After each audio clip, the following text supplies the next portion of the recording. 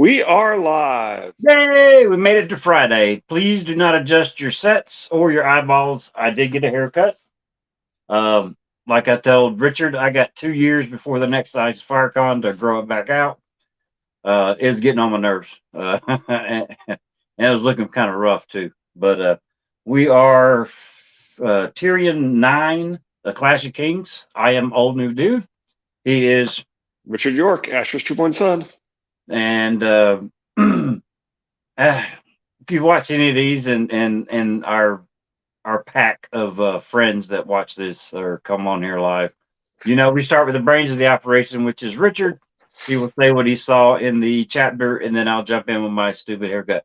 Thank you, Charles. I appreciate it. All right, let's run through these real quick. It's getting kind of thin right here in the front, so we'll run through some of these real quick.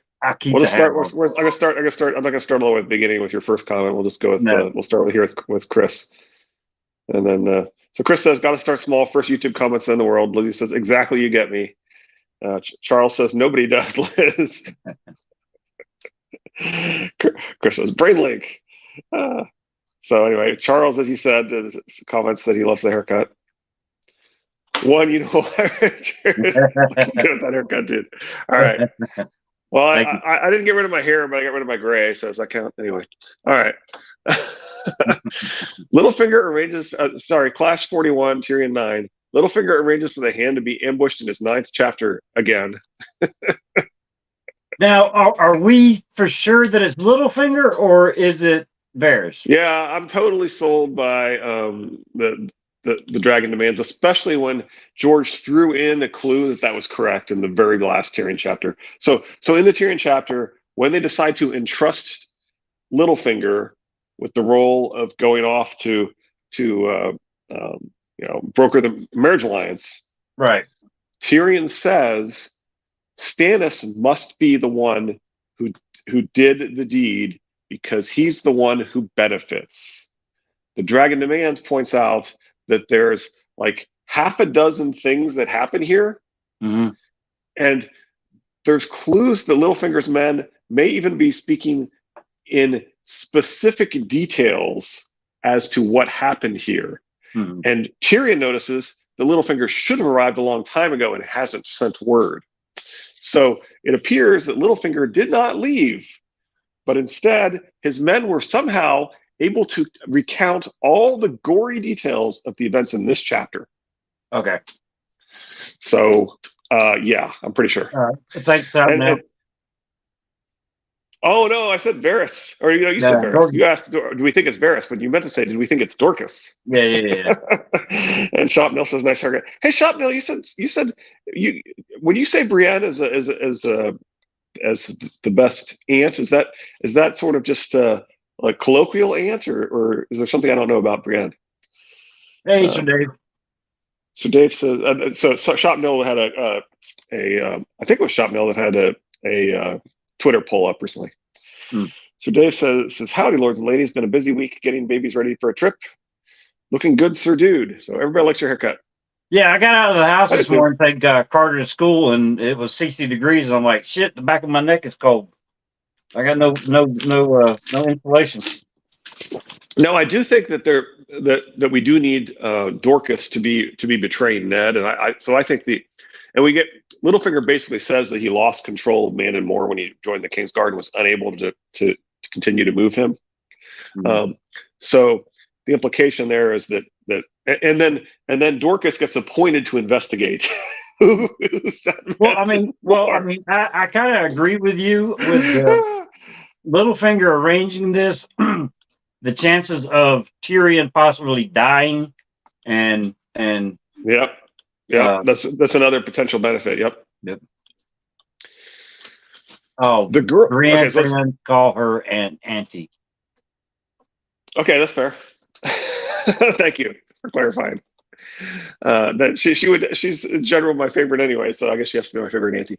Anyway, Littlefinger arranges for the hand to be ambushed in his 9th chapter again. We said the girl never wept. Young as she was, Myrcella Baratheon was a princess born, and a Lannister, despite her name, Tyrion reminded himself, as much Jaime's blood as Cersei's.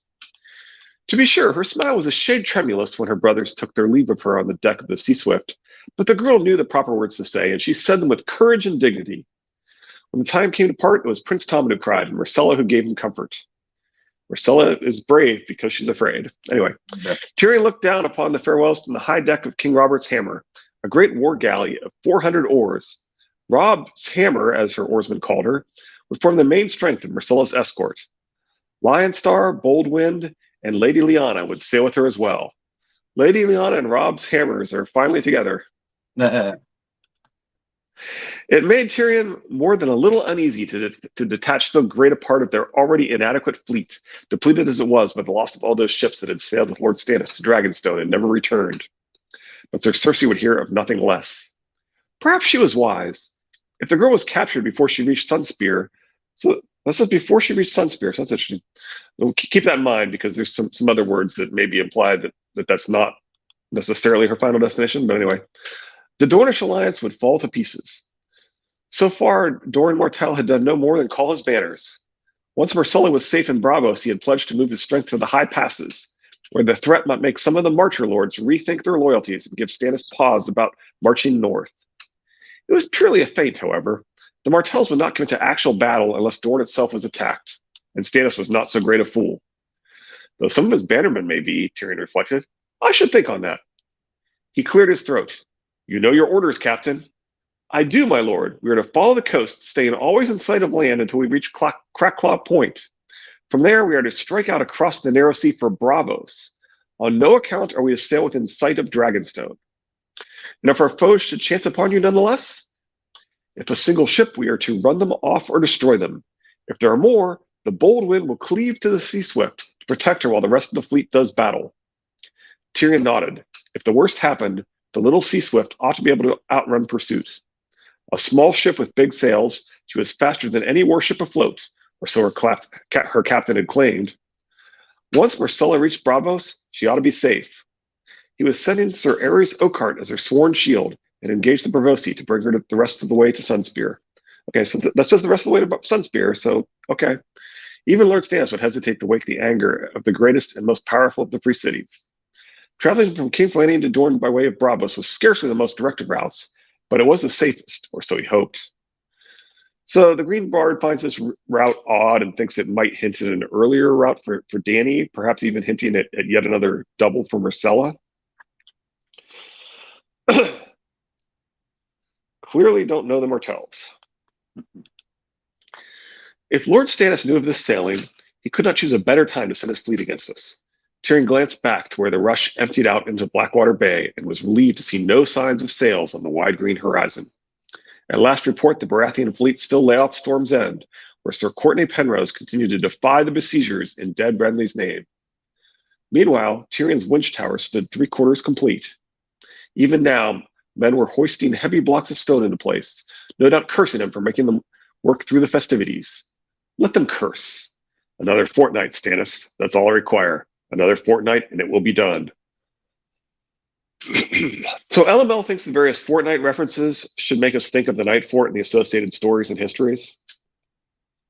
I was sitting there thinking, how much does this chain weigh?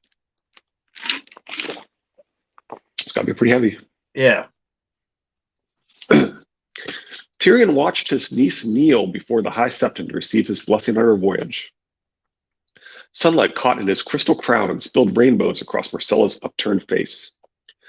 The noise from the riverside made it impossible to hear the prayers. He hoped the gods had sharper ears. The High Septon was as fat as a house and more pompous and long of wind than even Pycelle. Enough, old man. Make an end to it, Tyrion thought irritably. The gods have better things to do than listen to you, and so do I. When at last the droning and mumbling was done, Tyrion took his farewell of the captain of Rob's hammer.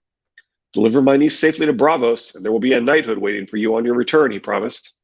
So that one does kind of make it sound like Braavos is the final destination, at least for some of these ships or something. But I don't know. There were definitely clues there all along that she's continued on. Tyrion, preparing for battle of Blackwater, felt like he studied for exams all night. Yeah, that's kind of has that same vibe. That's a really good plan. I know we're not there yet, but on the Battle of the Blackwater, Tyrion's plan is, I mean, I've never been that impressed with the results either. People, he's so like certain that he was. I mean, him rallying the troops was key. Don't get me wrong. I'm not saying he didn't do anything good. I've just never thought that the chain was actually all that effective. Sierra is thinking he's going to be off living his best life, guarding Marcella and eating avocado toast, and all he got was a soiled cloak and a bad haircut. I took a little too much off the top. Anyway, Yeah. as he made his way down the steep plank to the quay, Tyrion could feel unkind eyes upon him. The galley rocked gently, and the movement underfoot made his waddle worse than ever. A wager they'd love to snigger. No one dared, not openly, though he heard mutterings mingled with the creak of wood and rope and the rush of the river around the pilings. They do not love me, he thought. Well, small wonder. I'm well fed and ugly, and they are starving. Braun, Quick side note: after being in the Navy and out to sea, you have a slow, gentle rock on the submarine that puts your ass to sleep. But after being on the surface, when you get back to port, you'll sit there and oh yeah, sway back and forth as you walk because you're so used to that oh yeah. gentle Just rock. just getting off a short boat ride will do that to me, so I can believe Yeah. it. Braun escorted him through the crowd to join his sister and her sons. Cersei ignored him, preferring to lavish her smiles on their cousin. He watched her charming lancel with eyes as green as the rope of emeralds around her slim white throat, and smiled a small, sly smile to himself. I know your secret, Cersei, he thought. His sister had oft called upon the High Septon of late to seek the blessings of the gods in their coming struggle with Lord Stannis, or so she would have him believe. In truth, after a brief call at the great Sept of Baelor, Cersei would don a plain brown traveler's cloak and steal off to meet a certain hedge knight with the unlikely name of Sir Osmond Kettleblack and his equally unsavory brothers Osney and Osfred. Lancel had told him all about them. Cersei meant to use the Kettleblacks to buy her own force of sellswords. Cersei was so mad at Tyrion for sending Marcella to Dorne. Yep. Oh yeah. Well, let her enjoy her plots. She was much sweeter when she thought she was outwitting him. The Kettleblacks would charm her, take her coin, and promise her anything she asked. And why not, when Braun was matching every copper penny coin for coin? Amiable rogues, all three, the brothers were in truth much more skilled at deceit than they'd ever been at bloodletting. Cersei had managed to buy herself 3 hollow drums. They would make all the fierce booming sounds she required, but there was nothing inside. It amused Tyrion to no end. And it amuses Littlefinger even more. Uh, how often does Tyrion mention Cersei's throat? Yeah, yeah, it definitely seems like a Valonqar foreshadowing. Although Yeah, obviously we yeah. think that's sort of a false signal meant to mislead the readers. He would certainly be at best third on my list. Right. Well, I mean, he killed Shay by strangling her. Yeah, I have. and arguably demonstrates how you can use one single hand to wrap your hands around someone's throat. Right, Jamie could potentially take um, agree to take the hand, what the Girls Gone Canon call the hand job, and Yeah. and so because he actually does twist with a single hand to wrap his hands around his lover's throat. Yeah. Cersei is Jamie's lover. You can see that, you can see all that there. Yeah. Of course, we prefer Loras. We think there's far more clues for Loras, but yeah, there's Yeah. You've got me sold on the Loras is the Valonqar. they should have just started a band. The hollow drums could have been huge. I think the throat thing is a red herring. Yes, exactly. It's deliberately misleading. Horns blew fanfares as Lion Star and Lady Lyanna pushed out from shore, moving downriver to clear the way for Sea Swift. A few cheers went up from the crush along the banks, as thin and ragged as the clouds scuttling overhead. Marcella smiled and waved from the deck. Behind her stood Ares Oakheart, his white cloak streaming. Who went to accept the handjob? I'm pretty sure that Jamie has we had know. We know Jamie's Jamie had turned plenty it of hand down. jobs from Cersei. We know Jamie turned it down. Take a shot every time he mentions Cersei's throat. The captain ordered lines cast off, and oars pushed the Sea Swift out into the lusty current of the Blackwater Rush, where her sails blossomed in the wind. Common white sails, as Tyrion had insisted, not sheets of Lannister crimson. Prince Tommen sobbed. You mew like a suckling babe, his brother hissed at him. Princes aren't supposed to cry. Prince Aemon the Dragon Knight cried the day Princess Nerys wed his brother Aegon, Sansa Stark said. And the twins Sir Eric and Sir Auric and Sir Eric died with tears on their cheeks after each had given the other a mortal wound. Sansa frequently reminds us that true romantic love is best represented by a Targaryen queen and her Kingsguard brother. It's almost as if Richard III, Daemon Blackfire, was correct. Be quiet, or I'll have Sir Meryn give you a mortal wound, Joffrey told his betrothed. Tyrion glanced at his sister, but Cersei was engrossed in something Sir Balon Swan was telling her. Can she truly be so blind as to what he is, he wondered? Speaking of kings, bastards, and Kingsguard brothers in love with Targaryen queen sisters, we know exactly what Joffrey is. Oh, yes. Out on the river, bold Is women. Balon Swan the one we think have a connection with Littlefinger? Yeah. Okay. You noticed that he was friendly with Littlefinger, yes. Okay. Speaking of kings, but and maybe that's another example of a Kingsguard that doesn't do. Yes, it's always Targaryens or Florian and Jonquil when she thinks love or chivalry. Yep.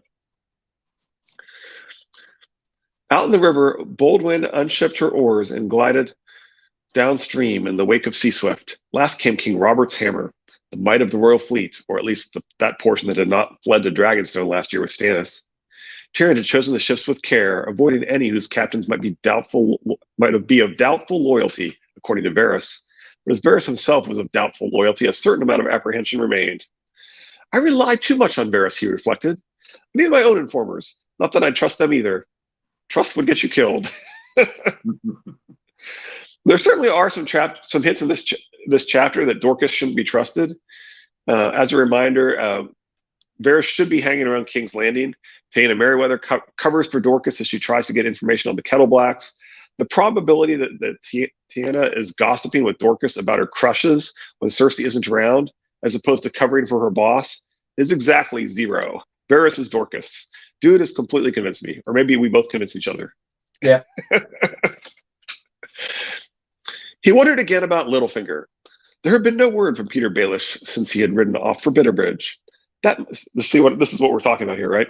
This is part of what we're talking about. Later on, we find out that these people are able to give all the gory details of what happens in this chapter. But anyway, that might mean nothing or everything. Yeah, it means everything, as we just said.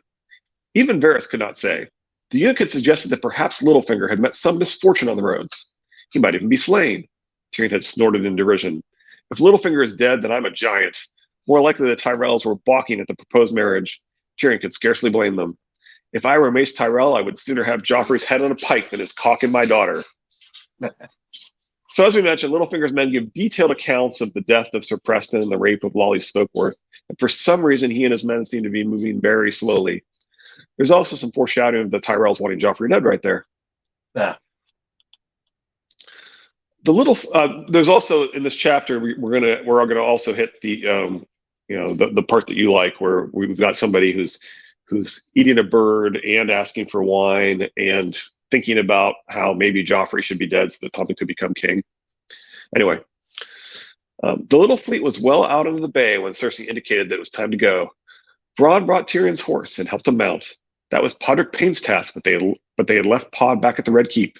The gaunt sellsword made for a much more reassuring presence than the boy would have.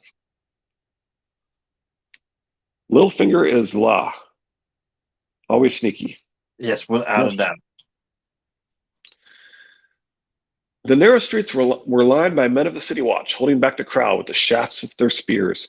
Sir Jocelyn Bywater went in front, heading a wedge of mounted lancers in black ringmail and golden cloaks. Behind him came Sir Aaron Santagar and Sir Balon Swan, bearing the king's banners, the Lion of Lannister and Crowned Stag of Baratheon. King Joffrey followed on a tall gray palfrey, a golden crown set upon his golden curls. Sansa Stark rode a chestnut mare at his side, looking neither right nor left, her thick auburn hair flowing to her shoulders beneath the net of moonstones.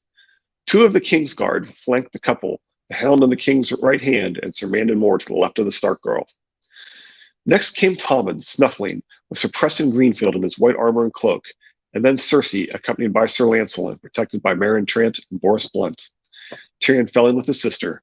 After them followed the High Septon and his litter, and a long tail of other couriers.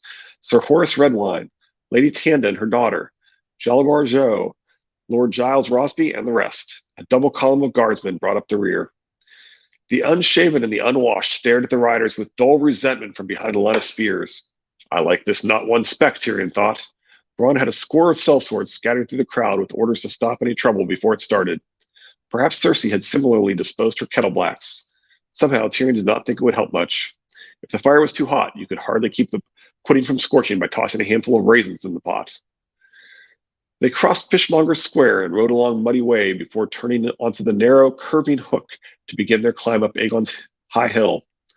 A few voices raised a cry of "Joffrey! All hail! All hail!" as the young king rode by, but for every man who picked up the shout, 100 kept their silence. The Lannisters moved through a sea of ragged men and hungry women, breasting a tide of sullen eyes. Just ahead of him, Cersei was laughing at something Lancelot said, though he suspected her merriment was feigned. She could not be oblivious to the unrest around them, but his sister always believed in putting on the brave show. Halfway along the route, a wailing woman forced her way between two watchmen and ran out into the street in front of the king and his companions, holding the corpse of her dead baby above her head. It was blue and swollen, grotesque, but the real horror was the mother's eyes. Joffrey looked for a moment as if he meant to ride her down, but Sansa Stark leaned over and said something to him. The king fumbled in his purse and flung the woman a silver stag. The coin bounced off the child and rolled away under the legs of the gold cloaks and into the crowd, where a dozen men began to fight for it. The mother never once blinked. Her skinny arms were trembling for the dead weight of her son.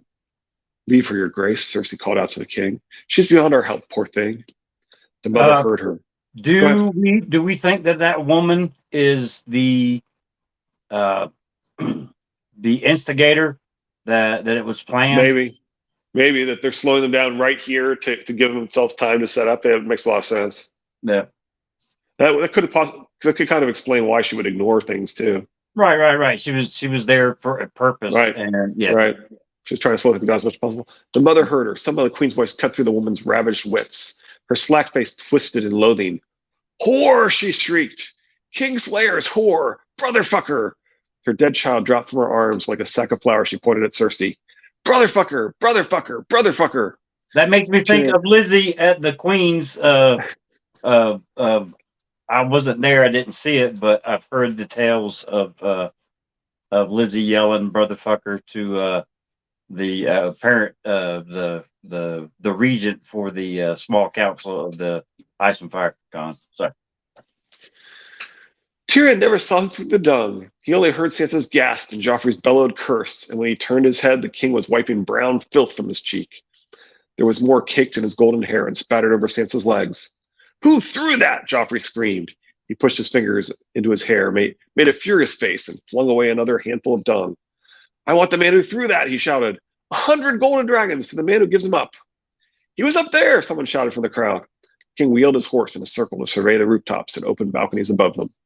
In the crowd, people were pointing, shoving, cursing one another and the king. "Please, your grace, let him go," Sansa pleaded. I hope they upload it.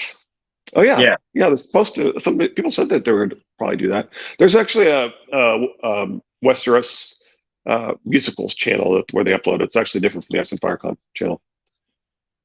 I've heard MF for all my life, but the first time I read BF, I lost my mind laughing. The king paid her no heed. "Bring me the man who flung that filth," Joffrey commanded.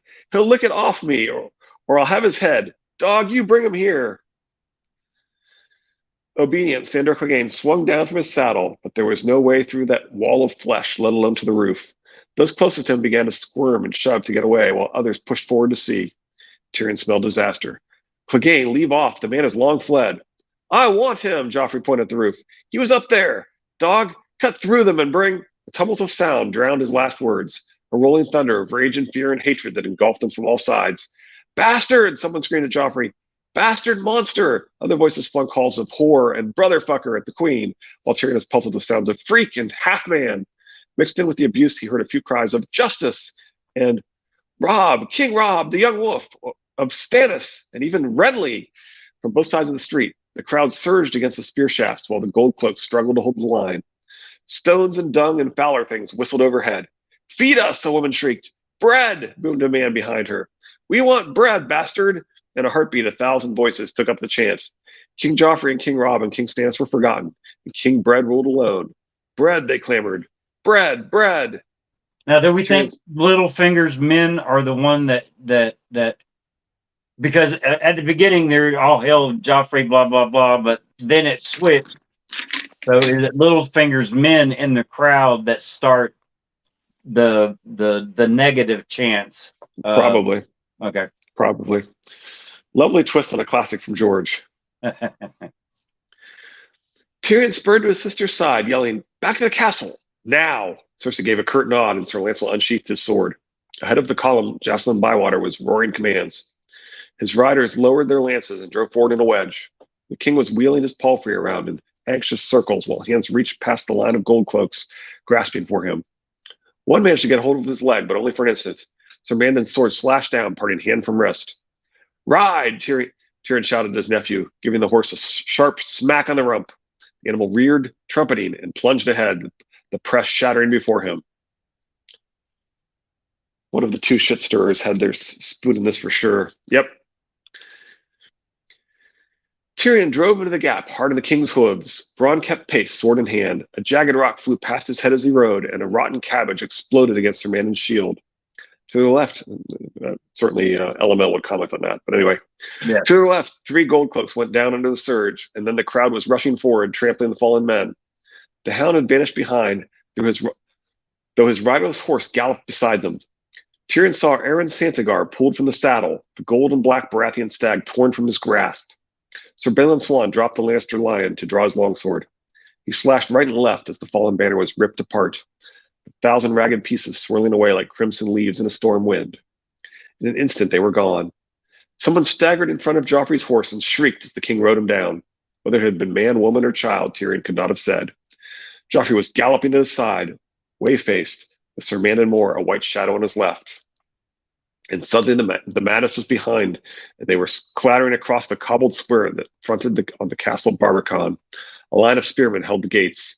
Sir Jocelyn was wheeling his lances around for another charge. The spears parted to let the king's party pass under the portcullis. Pale red walls loomed up about them, reassuringly high and aswarm with crossbowmen. Tyrion did not recall dismounting. So Preston always likes to note when there's missing time. Yep. Personally, anytime you're overwhelmed, or even if you're just in a routine and not being mindful, it's pretty easy to lose time. So yeah. I don't look for that quite as much as Preston does. But anyway, yeah. Sir Mandan was helping the shaken king off his horse when Cersei, Tommen, and Lancel rode through the gates with Sir Meryn and Sir Boros close behind. Boros had blood smeared along his blade, while Meryn's white cloak had been torn from his back. Sir Balon Swan rode in helmetless, his mount lathered and bleeding at the mouth. Horace Redwine brought in Lady Tanda, half crazed with fear for her daughter Lawless, who had been knocked from the saddle and left behind. Lord Giles, more gray of face than ever, stammered out a tale of seeing the High Septon spilled from his litter, screeching prayers as the crowd swept over him. Jalabar Jo said he thought he'd seen Sir Preston Greenfield of the Kingsguard riding back toward the High Septon's overturned litter, but he was not certain. Tyrion was dimly aware of a maester asking if he was injured. He pushed his way across the yard to where his nephew stood, his dung-encrusted crown askew. "Traitors!" Joffrey was babbling excitedly. "I'll have all their heads! The dwarf slapped his flushed face so hard the crown flew from Joffrey's head. Then he shoved him with both hands and knocked him sprawling. "You blind, bloody fool!" "They were traitors!" Joffrey squealed to the ground. "They called me names and attacked me." "You set your dog on them. What did you imagine they would do? Bend the knee meekly while the hound lopped off some limbs? You spoiled, witless little boy. You've killed Clegane and God knows how many more, and yet you come through unscathed, damn you." And he kicked him. He felt so good he might have done more, but Sir Mandan Moore pulled him off as Joffrey howled. Then Bronn was there to take him in hand. Cersei knelt over her son while Sir Balon Swan restrained Sir Lancel. Tyrion wrenched free of Bronn's grip. "How many are still out there?" he shouted to no one and everyone. "My daughter," cried Lady Tanda. "Please, someone must go back for Lawless." "Sir Preston has not returned," Sir Boros Blunt reported, "nor Aron Santagar." "Nor wet nurse," said Sir Horace Redwine. That was the mocking name the other squires had hung on young Tyrek Lannister. Tyrion glanced round the yard. "Where's the Stark girl?" For a moment, no one answered. Finally, Joffrey said, She was riding by me. I don't know where she went. Tyrion pressed blunt fingers into his throbbing temples. If Sansa Stark had come to harm, Jaime was as good as dead. Sir Manon, you were her shield. Sir Manamore remained untroubled. When they mobbed the Hound, I thought first of the king. And rightly so, Cersei put in. Boris, Meryn, go back and find the girl. And my daughter, Lady Tana sobbed. Please, sirs. Sir Boris did not look pleased at the prospect of leaving the safety of the castle. Your Grace, he told the Queen, the sight of our white cloaks might enrage the mob. Tyrion had stomached all he cared to. The others take your fucking cloaks. Take them off if you're afraid to wear them, you bloody oaf. You find me Sansa Stark, or I swear I'll have Shagga split that ugly head of yours in two to see if there's anything inside but black pudding. There's some Robert Strong vibes right there. Mm-hmm. So Boris went purple with rage. You would call me ugly? You? He started to raise the bloody sword, still clutched in his mailed fist. Bronn shoved Tyrion unceremoniously behind him. Stop it, Cersei snapped. Boris, you do as you're bid, and we'll find someone else to wear that cloak. Your oath. There she is, Joffrey shouted, pointing. Sandor Clegane cantered briskly through the gates astride Sansa's chestnut courser. The girl was seated behind, both arms tight around the Hound's chest. Tyrion called to her. Are you hurt, Lady Sansa? I get Tyrion is worried about Jaime, but I do think his expressed concern for Sansa also affects their future relationship. Yeah. I love how his biggest takeaway is, you called me ugly? What a knob, LOL. Good tasting is too good for him? I don't know what that tasting is. I do like the visual of Sansa wrapping her arms around Sandor Clegane. I'm a big Sansa fan. Food tasting is too good for him. Oh yeah. Right. Blood was trickling down. Blood was trickling down Sansa's brow from a deep gash in her scalp. They were throwing things, rocks and filth, eggs. I tried to tell them I had no bread to give them. A man tried to pull me from the saddle. The Hound killed him, I think. His arm. Her eyes widened and she put a hand over her mouth. He cut off his arm. Clegane lifted her to the ground. His white cloak was torn and stained, and blood seeped through a jagged tear in his left sleeve. The little bird's bleeding. Someone take her back to her cage and see to that cut. Maester Franken scurried forward to obey. They did for Santagar, the Hound continued. 4 men held him down and took turns bashing at his head with a cobblestone. I gutted one, not that it did Sir Aaron much good. Lady Tanda approached him. My daughter. Never saw her. The Hound glanced around the yard. Yeah, go ahead. Santagar was one of the people that were aware of the dagger. Right. So his death was planned. So do you think the 4 people that were holding him down, bashing his head, were probably Littlefinger's men? Yeah. Right. So yeah, that's one of the many. We'll run through all the benefits that Littlefinger gets out of this, and how even Tyrek Lannister is much more benefit to him than it would be to Dorcas. Yeah. Never saw her. The Hound glanced around the yard, scowling. The Valencar's here. Yay! Better late than never. Glad to have you here. Never saw her. The Hound glanced around the yard, scowling. Where's my horse? If anything's happened to that horse, someone's going to pay. He was running with us for a time, Tyrion said, but I don't know what became of him after that. Fire! A voice screamed it down from atop the barbican. My lords, there's smoke in the city. Flea Bottom's afire. Tyrion was unutterably weary, but there was no time for despair. Bronn, take as many men as you need and see that the water wagons are not molested. Gods be good, the wildfire. If any blaze should reach that. We can lose all of Flea Bottom if we must, but on no account must the fire reach the guild hall of the alchemists. Is that understood? Clegane, you'll go with him. For half a heartbeat, Tyrion thought he glimpsed fear in that. You're too late, Valonqar. We've already unmasked you. Just say your Loras and we can all move on with our lives. The potential fire and reaching the cachet of wildfire, I think it's foreshadowing. Absolutely. For half a heartbeat, Tyrion thought he glimpsed fear in the Hound's dark eyes. Fire, he realized. The other's taking. Of course he hates fire. He's tasted it too well. The look was gone in an instant, replaced by Clegane's familiar scowl. I'll go, he said, but not by your command. I need to find that horse. Tyrion turned to the 3 remaining knights of the Kingsguard. Each of you will ride escort to a herald. Command the people to return to their homes. Any man found in the streets after the last peal of the evenfall bell will be killed. Our place is beside the king's, Rhaenyra said, complacent. Cersei reared up like a viper. Your place is where my brother says it is, she spit. The hand speaks with the king's own voice, and disobedience is treason. Boris and Meryn exchanged a look. Should we wear our cloaks, your grace? Sir Boris asked. Go naked for all I care. It might remind the mob that you're men. They'll like, they're like to have forgotten after seeing the way you behaved out there in the street. LOL, the Valonqar is never late. They arrive precisely when they want to.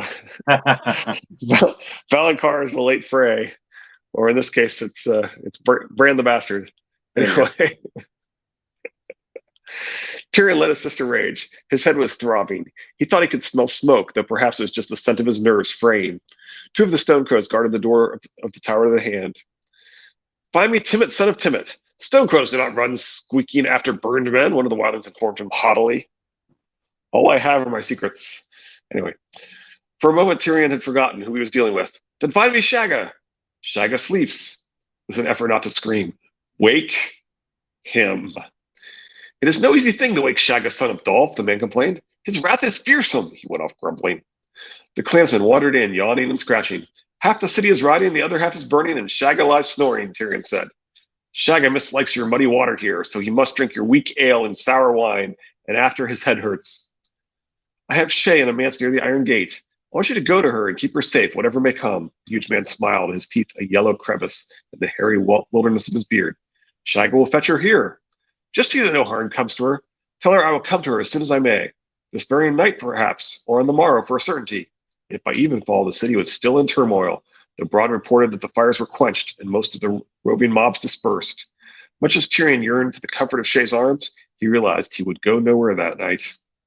So Jocelyn Bywater delivered the butcher's bill as he was supping on a cold capon and brown bread in the gloom of his solar. Dusk had faded to darkness by then, but when his servants came to light his candles and start a fire in the hearth, Tyrion had roared at them and sent them running. His mood was as black as the chamber, and Bywater said nothing to lighten it. The list of the slain was topped by the High Septon, ripped apart as he squealed to his gods for mercy. Starving men take a hard view of priests too fat to walk, Tyrion reflected. The seven helped a man who has stranger. Doggies! Anyway.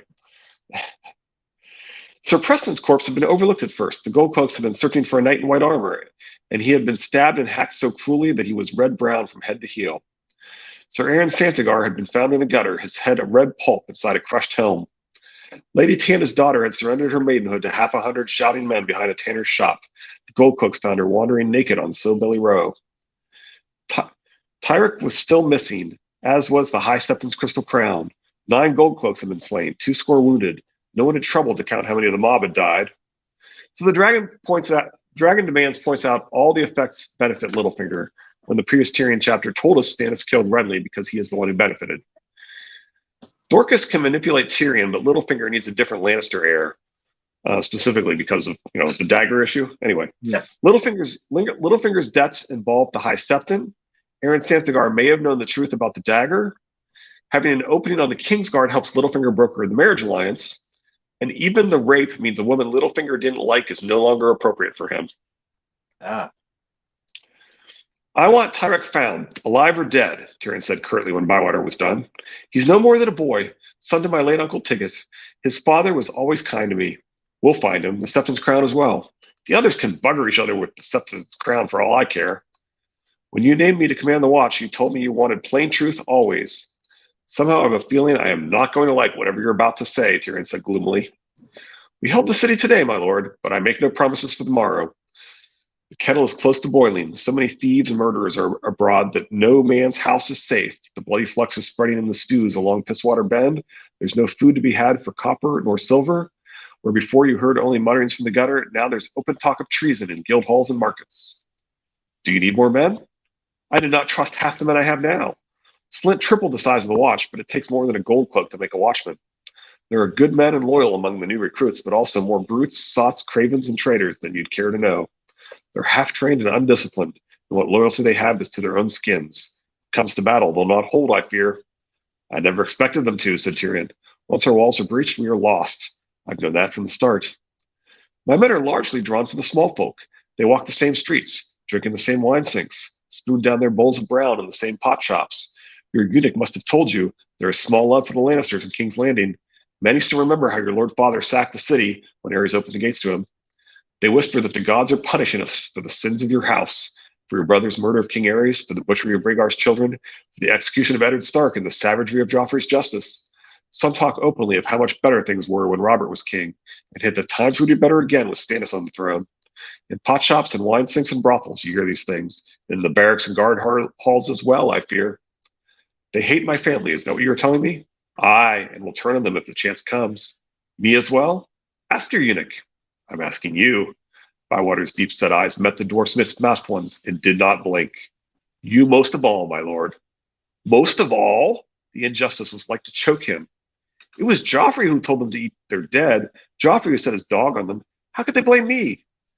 His grace is but a boy. In the streets it is said that he has evil counselors. The queen has never been known as a friend of the commons, nor is Lord Varys called the spider out of love. But it is you they blame most.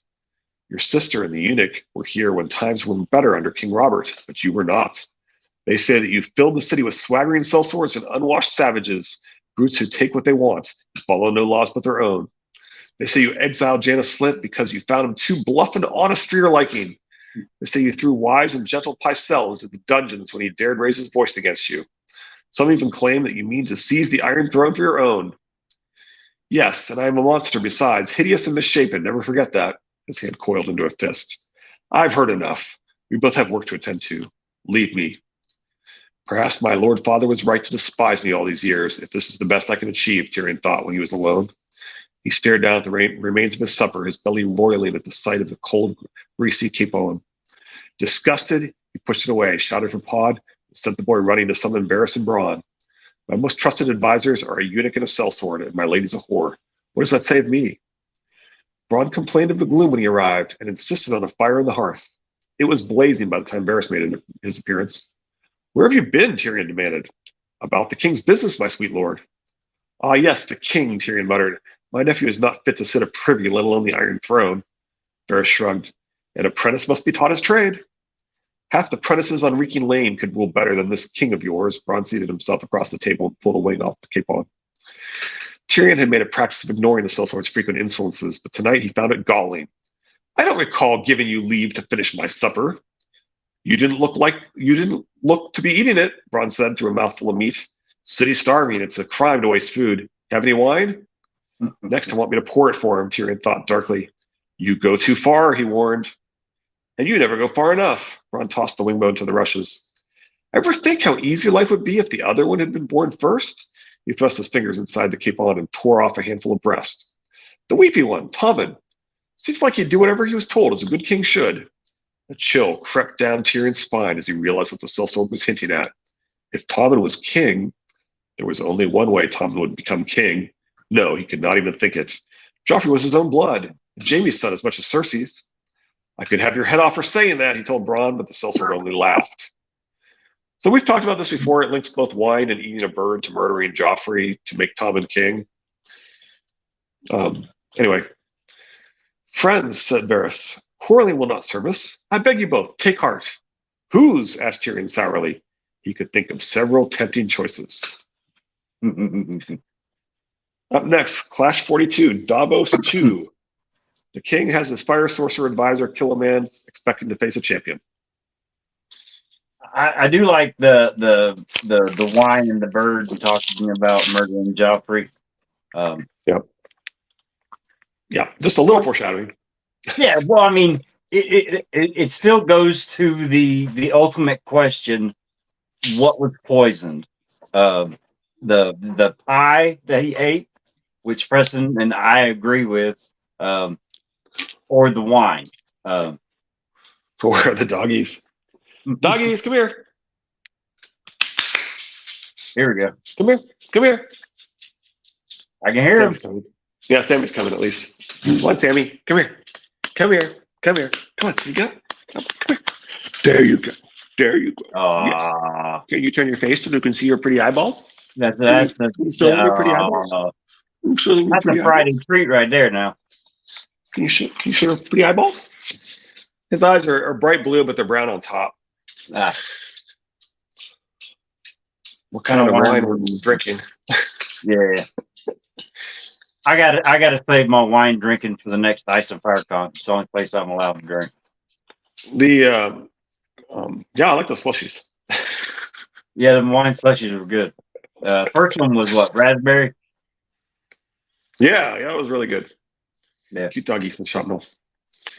I still Yeah, like the what was the Prince That Was Promised drink with the Cap Morgan base. It was pretty good.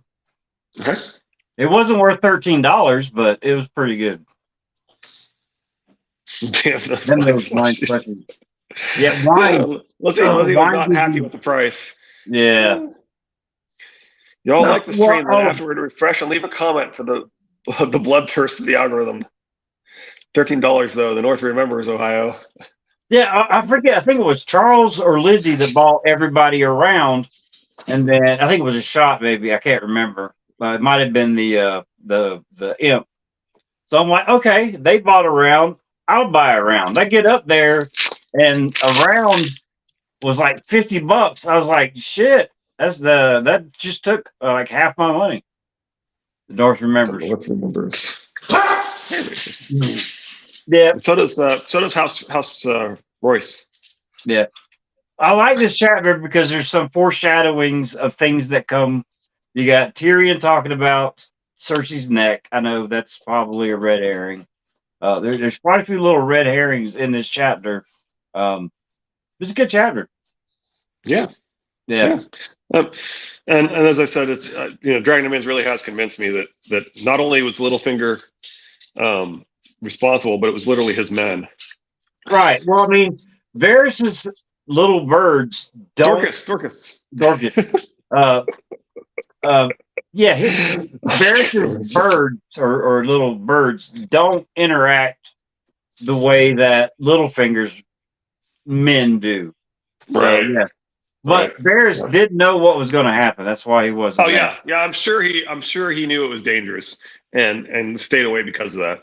He did not Right. warn Tyrion though. But he didn't warn them. He didn't warn them. Yep. All right. So Yeah. Monday would be Davos 2. Davos is a really good chapter to read. Wednesday. Oh yeah. I forgot. Wednesday. Was it? I'll stick some runes around the bar next time. Perhaps they will protect us from the prices. Somehow I doubt that. We could always be like the Green Bard and have that big giant jug of was it tequila? Lizzie did. Yeah. Was it tequila? Yeah. I was that's a gallon of tequila. Every time I saw it, it just kept going lower and lower. So, all right. Wednesday, Davos 2. Everybody, it's a 3-day weekend for most people. Please stay safe. I want to thank Lady Thistle, Lizzie, the Valencar, Shopping. I didn't see Sanjay today. Chris, appreciate it. Oh yeah, Chris. Richard had asked, why did you put an E on the end of Crow? Either on this comment or in the comments on the video, give us an explanation, please. We definitely appreciate it. Charles. I forgot. I know Nettles is out there somewhere. I'm hoping she's still working on the weekend. But we appreciate you all being here. We got up to 9 people today. That's I think 11 is our record, so we appreciate it without a doubt. And please stay safe this weekend. We will see y'all Wednesday. Everybody, we do love irony, Lady Thistle. What's that? So we do love irony, Lady Thistle. Irony of Memorial Day. All right, we appreciate it. Y'all have a good weekend. Everybody, they're going too fast. I can't keep up.